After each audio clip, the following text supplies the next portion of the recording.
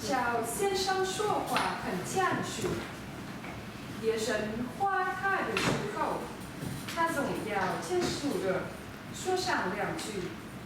夜深不太去写的好。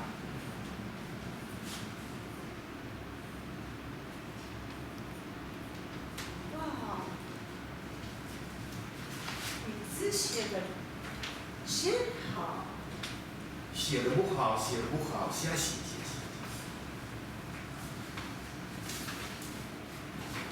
夜深画他画画的书说不错，他也坚持着摇摇头。你的画的真好。画的不好，瞎画。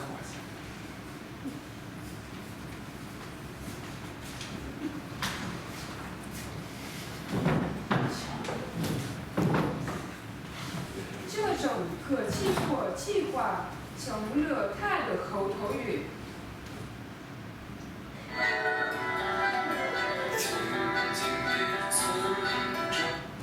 有一天，早三生坐火车到外地出差，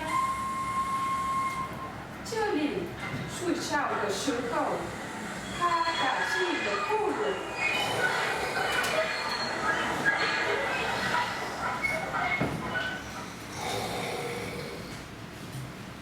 他的呼噜的声音很大，吵得周围的人都没睡好觉。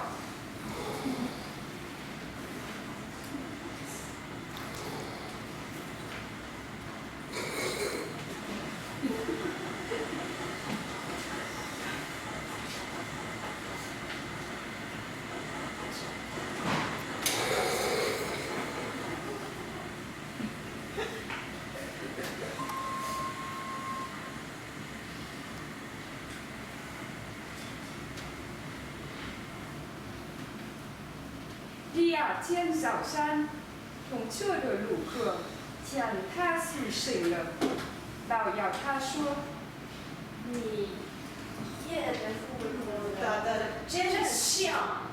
打得不好，瞎打。